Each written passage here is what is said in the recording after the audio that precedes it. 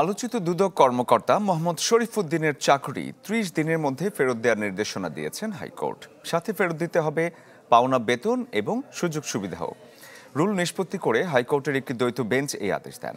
২০০৮ সালের দুর্নীতি দমন কমিশনের একটি বিধিমালা অনুযায়ী ২০২৩ সালের ১৬ ফেব্রুয়ারি শরীফুদ্দিনকে চাকরি থেকে অপসারণ করে দুদক।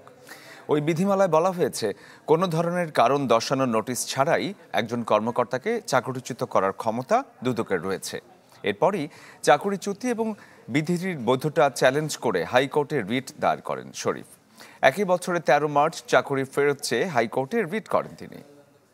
তাকে চাকরিতে জ্যেষ্ঠতা সহ সকল বেনিফিট সহ বকেয়া বেতন সহ চাকরিতে পুনর্বহালের নির্দেশ দেওয়া হয়েছে এবং সেই সঙ্গে তাকে দুদক কর্মচারী চাকরি বিধিমালার ৫৪-২ ধারায় যে চাকরিচ্যুতির আদেশ দেওয়া হয়েছিল সেটাকে ভয়েড অফ ইনিশিও বলা হয়েছে, অর্থাৎ প্রথম থেকে ওটা বাতিল। আমি ন্যায় বিচার পেয়েছি। বিশেষ করে ৫ই আগস্টের সফল গণঅভ্যুত্থান পরবর্তী যে অবস্থা, সেই অবস্থা না হলে হয়তো আমি ন্যায় বিচার পাইতাম না। আমি আল্লাহর কাছে শুকরিয়া আদায় করছি। পাশাপাশি আমার আইনজীবী প্যানেল, আমার শুভাকাঙ্ক্ষী, বিশেষ করে যারা গণমাধ্যম কর্মী, যারা সামাজিক যোগাযোগের মাধ্যমে আমার বিষয়ে সরব থেকেছেন, দুর্নীতির বিরুদ্ধে সোচ্চার থেকেছেন, তাদের প্রতি এবং দেশবাসীর প্রতি কৃতজ্ঞতা জ্ঞাপন করছি।